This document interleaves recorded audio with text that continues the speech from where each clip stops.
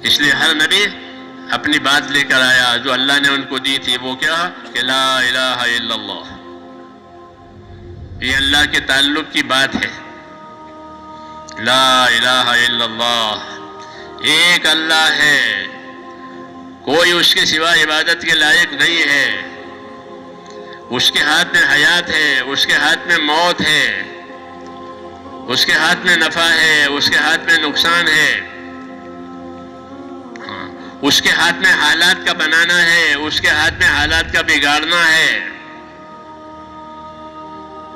حالات کون بنائے گا؟ اللہ بنائیں گے. کیوں؟ بچپنا کس نے بنایا؟ جوانی کس نے دی؟ بوڑھاپا کس نے دیا؟ یہ تین حالتیں ہر آدمی پر آتی ہیں. بچپنا آیا، جوانی آئی، بوڑھاپا آیا. تو یہ آدمی کی طاقت سے آیا کہ نہیں؟ کس کی طاقت سے آیا؟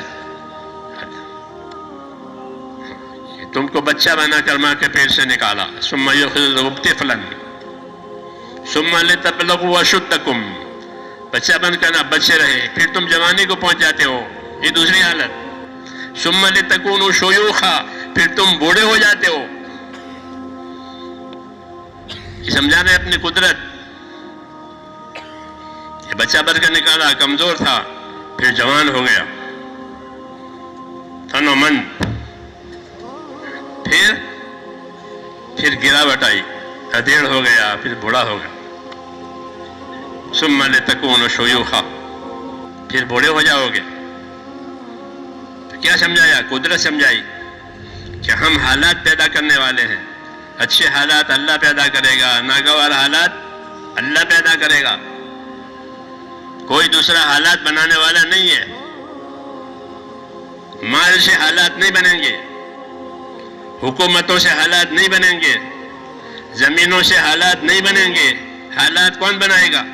کہ اللہ بنائے گا.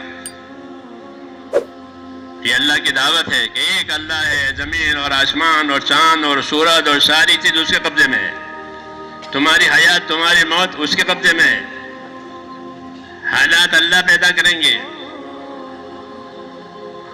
ہر آدمی چاہتا ہے کہ ہمارے حالات اچھے ہوں. کیوں بھائی، کیا چاہتے ہو؟ کہ ہمارے حالات اچھے ہوں. تو حالات اچھا کرنے کے لیے کیا طریقہ ہے؟ کہ مالدار بنو. مالدار بنو کہ مسلمانوں کے پاس مال آوے تو ان کے حالات اچھے ہو جائیں گے. کہ بالکل نہیں. دنیا کے کسی سبب کے اندر حال کے بنانے کی طاقت خدا نے نہیں رکھی ہے. اللہ چاہے گا تو حال بنے گا، اللہ نہیں چاہے گا تو نہیں بنے گا. لا الہ الا اللہ، ایک اللہ ہے، اسی کا ہے سب کچھ، اسی کا راج ہے.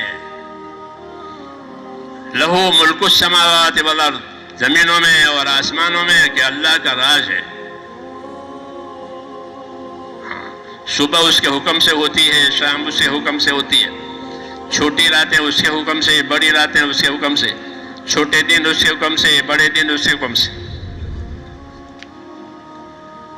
یہ قدرت ہے. یہ قدرت کیوں سمجھائی ہے؟ کہ اللہ کو پہچاننے کے لیے کہ اللہ کے سوا تمہارا کوئی مددگار نہیں ہے. ہر سبب قدرت کا محتاج ہے. کہ دوا تندرستی دینے میں اللہ کی محتاج. اللہ چاہے گا تو دوا تندرستی دے گی، اللہ نہیں چاہے گا تو بھی نہیں دے گی. دوا اللہ نے پیدا کی ہے. حدیثوں میں ہے کہ اللہ نے بیماریاں بھی پیدا کی ہے، دوائیں بھی پیدا کی ہے.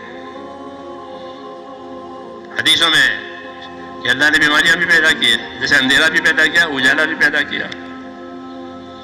بیماریاں بھی پیدا کی اور دوائیں بھی پیدا کی ہے. کچھ دوائیں لوگوں کو معلوم ہوئی، کچھ دوائیں ہمیں لوگوں کو معلوم نہیں ہے، تحقیق کر رہے ہیں. ہاں، اللہ پیدا کر چکے ہیں. لیکن مسئلہ دوا کے ہاتھ میں نہیں ہے. مسئلہ کس کے ہاتھ میں؟ کہ اللہ کے ہاتھ میں. ابراہیم علیہ السلام اللہ سے کہہ رہے ہیں وَإِذَا مَرِضْتُ فَهُوَ يَشْفِينِ، اے اللہ جب میں بیمار ہو جاؤں تو شفا مجھے اللہ دے گا، دوا نہیں دے گی. شفا کون دے گا؟ ہاں، دوا کہ دوا شفا کا سبب ہے، دوا شفا کو پیدا نہیں کرے گی.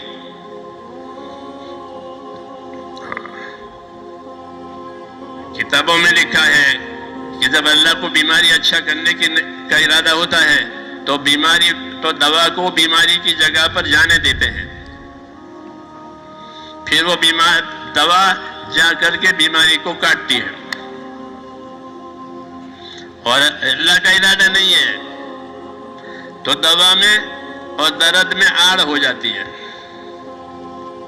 دوا درد پر جاتی ہی نہیں.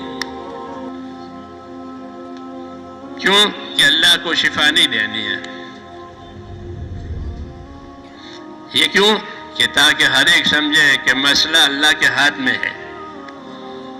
مسلمان اسی کو کہتے ہیں جو اپنے مسئلے کو اللہ کے ہاتھ میں سمجھے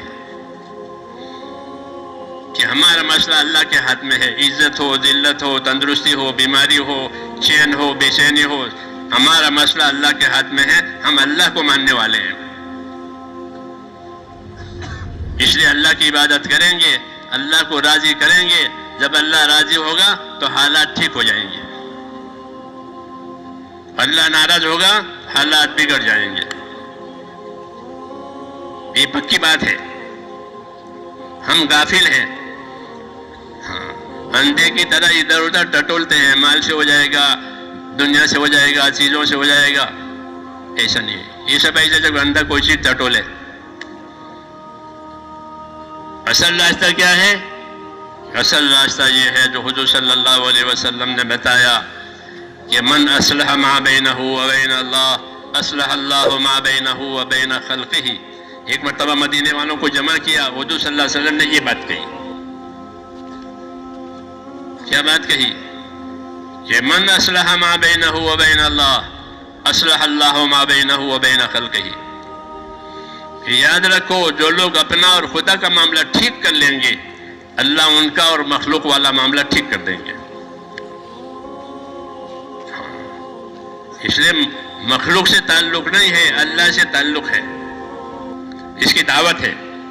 ہم اللہ کو بھول کر جا رہے ہیں، اس لیے حالات بگڑتے چلے جاتے ہیں. اللہ چونکہ اپنے بندوں پر بہت مہربان ہے، اس لیے اللہ ہم کو دعوت دیتے ہیں. اللہ اپنی طرف بلا رہے ہیں. واللہ یدعو الی دار السلام. اللہ دعوت دے رہا ہے سلامتی کی طرف. یدعوکم لیغفر لکم. اللہ تمہیں دعوت دے رہا ہے تاکہ تمہاری مغفرت کرے، تمہارے گناہوں کو معاف کرے. دعوت،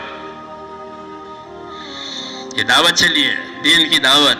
اللہ اپنی طرف بلا رہے ہیں کہ میری طرف آؤ. ہاں، میرے پاس سب کچھ ہے، کسی کے پاس کچھ نہیں ہے. اس لیے آپ کو دعوت دے رہے ہیں، ہم کو دعوت دے رہے ہیں اپنی طرف. میرے پاس آؤ، میری طرف آؤ، میرے حکموں پر آؤ. میں نے تمہاری زندگی حکموں کو پورا کرنے کے لیے اور عبادت کے لیے دی ہے، اس پر آؤ. ہم اپنے دانائی سے عبادت کو چھوڑ کر دوسری چیزوں میں لگے ہیں، اس لیے حالات روز روز بگڑتے چلے جا رہے ہیں اور اس کا کوئی علاج نہیں ہے. اللہ دعوت دے کر کے ہم کو اپنی رحمت میں بلانا چاہتے ہیں، سلامتی کی جگہ میں بلانا چاہتے ہیں، مغفرت اور بخشش کی طرف بلا رہے ہیں. یہ کہا. اس لیے دعوت دین کی نبی کو بھیج کر کے دین کی دعوت اللہ نے چلائی ہے کہ لوگوں کو اللہ کی طرف بلاؤ تاکہ وہ اللہ کی رحمتوں سے مالا مال ہو جائے. لیکن ہم آ نہیں رہے. رسول صلی اللہ علیہ وسلم نے ایک مرتبہ یہ بات سمجھائی، فرشتوں نے آپ کو سمجھائی، آپ نے ہم کو سمجھائی کہ میری مثال ایسی ہے کہ جیسے کوئی بڑا آدمی ہو، رئیس آدمی، ایک بڑی عمارت بناوے، اور جب وہ عمارت تیار ہو گئی تو اس کی خوشی میں لوگوں کی دعوت کرے، اور کھانا تیار کرے، نعمتیں تیار کرے، پھر لوگوں کو بلاوے اور بلانے کے لیے آدمی بھیجے کہ جاؤ لوگوں کو بلاؤ، کہ ان کی عمارت تیار ہو گئی ہے، اب انہوں نے سب کی دعوت کی ہے، لہذا آؤ اور کھانا کھاؤ، تو کھانا بھی کھاؤ گے اور عمارت کا مالک آپ سے خوش ہو جائے گا۔ تو فرمایا ایسے مجھ کو اللہ نے پیدا کیا ہے۔ اللہ نے پہلے تو جنت بنائی، کیا بنائی؟ جنت بنائی، ہاں، مگر ہم تو جنت کو بھول ہی گئے ہیں۔ جی ہاں، کبھی جنت کا خیال آتا ہے؟ نہیں آتا۔ کھانا کیوں؟ ہر آدمی کا ٹھکانہ یا جنت ہے یا دوزخ ہے، تیسری جگہ نہیں ہے، تیسری جگہ نہیں ہے۔ یہ بات حضور صلی اللہ علیہ وسلم نے قسم کھا کر کے فرمائی۔ فوالذی نفس محمد بیدہ ما بعد الموت دار الا الجنت و النار۔ فرمایا میں خدا کی قسم کھا کے کہتا ہوں جس کے قبضے میں میری جان ہے، کہ آدمی کے لیے اس کے مرنے کے بعد کوئی ٹھکانہ نہیں، یا جنت میں جائے گا یا دوزخ میں جائے گا، تیسری جگہ نہیں ہے۔ اس لیے جنت دوزخ بھولنے کی چیز نہیں ہے، وہ تو آدمی کا ٹھکانہ ہے۔ اللہ تعالی ہم سب کو بچاوے دوزخ سے۔